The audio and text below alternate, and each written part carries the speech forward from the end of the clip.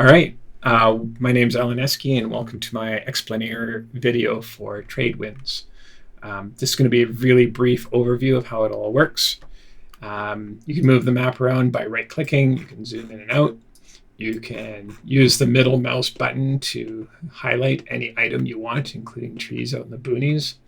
Whenever you've highlighted these towns or these farms, they highlight in these menus, and you can turn them off through the menus as well. Similarly, if you highlight all the supply locations, which are all the farms, you can also highlight them here as well. So you can also turn them off through the map. If you need to clear all of these things in a hurry, you can click this button, which will clear all of the markers. You'll find that this is really useful. You'll notice a little pop-up appeared if you move your mouse over any button and then move it. After a few seconds, it'll have the pop-up as to what that item is. There you go.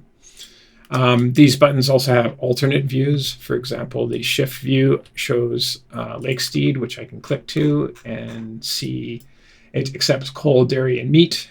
So it's coal, dairy, and meat, and this is what it pays.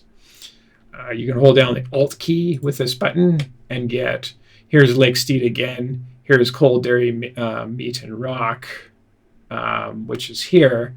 And these are the closest locations that supply these particular items. So if I highlight Lake Steed, coal, dairy, and rock, then I know these three locations, because they're duplicated here, are shown on the map. So it's very easy to identify where things are when you're looking for something specific. Now you'll notice this is a very high-level view for all the towns. You can also get a very detailed view for towns by holding down the Shift key and clicking a town. I'll just clear this off. It'll identify the name of the town. If you click it, it'll go to that location. You can middle-click it to highlight it. And again, you can highlight different locations for different things. I'll clear this off. One other important option is you can also do this for farms, giving you sort of the reverse view. It's this thing produces wheat, and the closest farm is 9 kilometers an hour, which pays a 4.2 bonus. And yeah, this one lists all your towns. This one lists all your supplies. You can do a shift click on it to see here's the farm, and here's the nearest towns that accept these locations for that particular farm. And another really important one here is the Alt click, which gives you a commodity view, which gives you access to all the individual commodities and where they're actually used. So for example, if I pick coal here and clear this index, it clearly shows me that there are 3 supplying locations and 2 destinations. And one of the cool things you can do is, as you've noted before, or I've noted before, you can double click this to highlight them, but you can also double click the suppliers button to highlight them. So just a really convenient way of highlighting everything on the map for this commodity view. You can also get to this commodity view when you're looking at a particular town or a particular farm by just clicking this button, and it brings up that particular item with all the suppliers and destinations. Horses and personnel I'll talk about when I talk about teams. Let me go down to pathway management. I'll clear everything off, and I'll just select coal to start off with. By default, it highlights all of the destinations that you had previously programmed, and I know just by looking at this that this is 3 farms in 1 town. But if I clear the highlights, it's clear the reds are the farms and the green is the town. And you're probably wondering, well, can you get more sophisticated than that? And of course, the answer is yes. So here's 6 farms supplying 1 town, and here's mail being delivered essentially to 2 different towns. And you can get as sophisticated as you want. The blue buttons here refer to actually, let's jump out of here. These blue buttons refer to jumping specifically to seeing all the pathway routes that are defined for coal. But I'm just going to jump to this button here directly just to show you.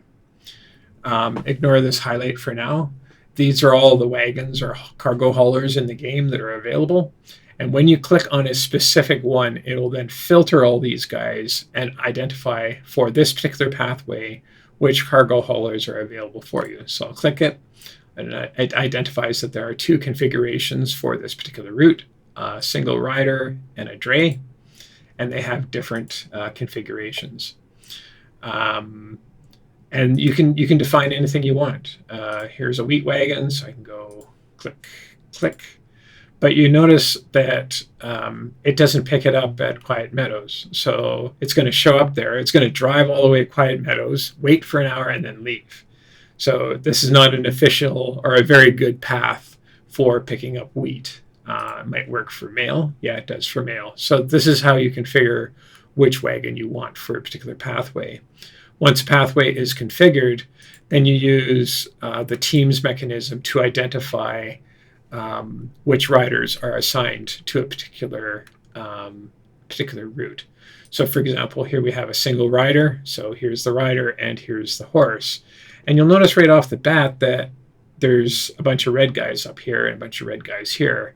And this is, again, this personnel stuff. You need to simulate out the game a little bit to know how much money you're going to make. So we're going to do that. I'm going to do it as the fastest possible, which is 60 times speed. Right up here. And after a couple of weeks, we should get a profit that's in, I don't know, the 8 to 9 grand range. That's good enough. So after 33 days, we're averaging about 7,200 in profit. So now when we go ahead and create this new rider, now all of a sudden we have a whole bunch of different horse options. And both of these horse options look to be kind of the same, like the bonus is the same. There's one that's a younger, one that's older. But this one costs $3.80 an hour to run, and this one's 79 cents to run. So we're going to use Lucky Echo because they're cheaper. And the same thing again. All of these riders are all possible. I mean, Joseph looks like a great rider, giving him this great bonus, but he's $17 an hour versus Gregory here, who's only $3. So that causes this hourly running of this particular team to be much less than if I were to have picked Joseph. This is your financial view. It identifies all of the running teams right now. And this is the team number. And if you click this little button here, it'll highlight that particular team on the map. So if I start running the game here at 7 times speed and clear off these maps, or even run faster, here's 50 speed. I'll just highlight them all. Sure, move when I'm just moving. So that's the simulation. Now you can get more detail than just this summary by clicking this plus button. So I went ahead and clicked the plus button. As soon as I do that, the automatic update stops, and it tells you how all of the expenses are broken down. It identifies mail. So mail cost me $36,000 to pick up, and I got $55,000 in revenue. And then there's an hourly cost. Total is 13 grand. I've done 3 trips and ended up here.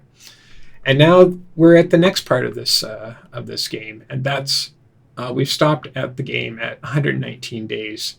If we run it out to 120 days, we can save the simulation. So I'll hit cancel. And I just want to show you we're running at 13.2. So if I go into this map, if I save, we're going to be way down here for just how good this map is, because I've been futzing around with it. But that's okay, because I'm just testing. So I'll exit out of this map. So these are all my previous saves. So if I wanted to go back to like 25,000, I just click 25,000 and I can jump back to that particular game save, restores all my game files, and I can just continue on from that particular configuration. So it's really easy to strategize, try new ideas, and still have your original saves to identify where you were. So let me just continue with the game. So it's currently paused at 119 hours. And I'll let it run out to 120, and it will identify that it's saved the game. So we've simulated it out to 120 days, 12 grand, so it's even worse because just the way the expenses and revenues work. And yeah, so it gives you an idea of how the simulator works. And then now we have this 12,000 entry on our list. So we want to basically restart the game with basically a new configuration. We have horses that are available for us to use, so we could actually have some more routes set up, and we could improve this profit. So to reset the game, you just reset it, go back, and you can re-simulate the game. And that's the explainer.